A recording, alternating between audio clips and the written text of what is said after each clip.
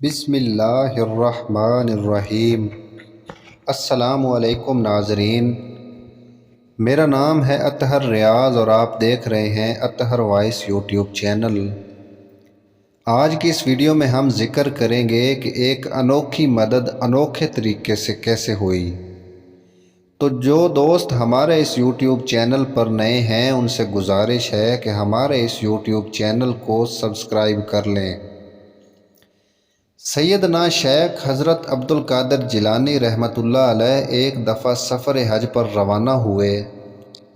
سفر کی منزلیں طے کرتے ہوئے آپ حلہ کے قصبہ میں پہنچے اور وہیں شب حاشی کا ارادہ ظاہر فرمایا۔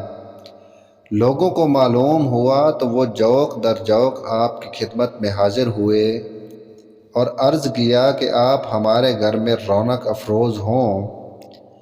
آپ نے فرمایا کہ اس بستی میں سب سے نادر و محتاج کون سا آدمی ہے؟ لوگوں نے ایک مفلوق الحال بوڑھے کا پتہ بتایا۔ آپ نے سیدھا اس کے گھر کا رخ کیا۔ دیکھا تو ایک شکستہ سا مکان ہے جس کو مکان کے بجائے کھنڈر کہنا موزوں ہے۔ اس کی دیواریں گر جانے کی وجہ سے مکینوں نے پردہ کے لیے چاروں طرف بوسیدہ کمبل لٹکا رکھے ہیں۔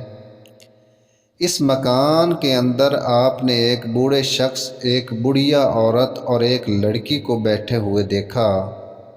آپ نے صاحب خانہ سے مکان میں قیام کرنے کی اجازت طلب کی۔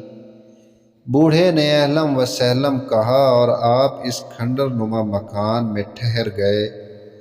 تھوڑی ہی دیر میں آپ کی آمد اور اس مکان میں قیام کی خبر تمام حلہ میں پھیل گئی اور لوگ تحائف ہدایات لے کر آپ کی خدمت میں حاضر ہونے لگے۔ کئی صاحب ثروت لوگوں نے آپ کو اپنے ہاں چلنے کی دعوت دی، لیکن آپ نے ان کو نہایت احسن طریقے سے ٹال دیا۔ البتہ سب لوگوں کے تحائف و ہدیہ قبول فرما لیے۔